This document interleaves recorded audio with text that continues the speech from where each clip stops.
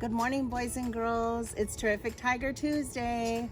Today I'm going to be reading Beatrice Doesn't Want to by Laura Numeroff. Beatrice didn't like books. She didn't even like to read. More than that, she hated going to the library. But that's where her brother Henry had to take her 3 afternoons. Henry had to look after Beatrice. He also had to write a report on dinosaurs. "Why don't you get some books from the shelf?" Henry suggested when they got to the library. "I don't want to," Beatrice said. "Look at how many books there are," Henry said. "I don't want to," Beatrice repeated. "Then what do you want to do?" Henry asked her.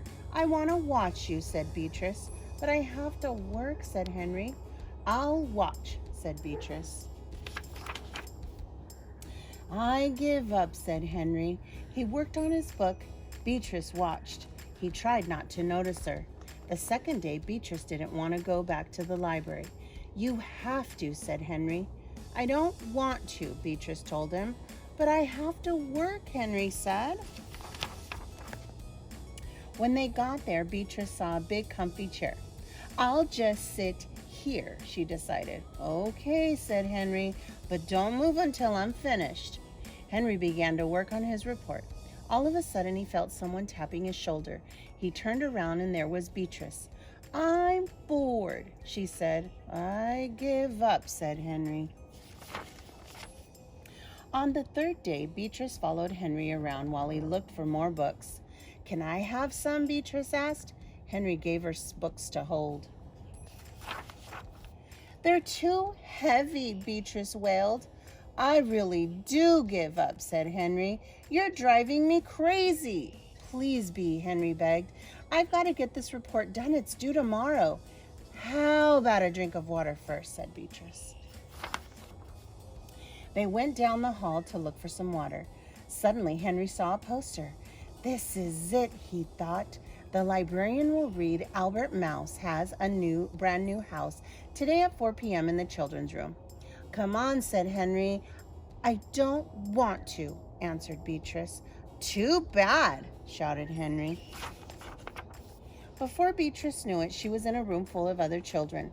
Henry walked out just as she started to say, "I don't want," and you know what else she said, right? Beatrice sat down to wait for Henry. "Hello, my name is Wanda," said the girl in the next chair. "This is the second time I've heard this story." "Big deal," said Beatrice. "Albert Mouse lived in a brand new house," the librarian began to read. She held the book up so everyone could see the pictures. Beatrice glared out the window. "Albert Mouse also had new roller skates," the librarian continued. Beatrice loved to roller skate. She looked at the librarian.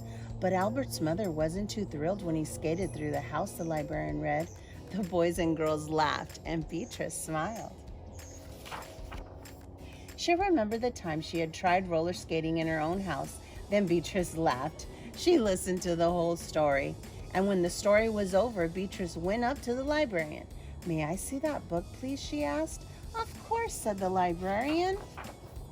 Beatrice sat down and looked at each picture over and over.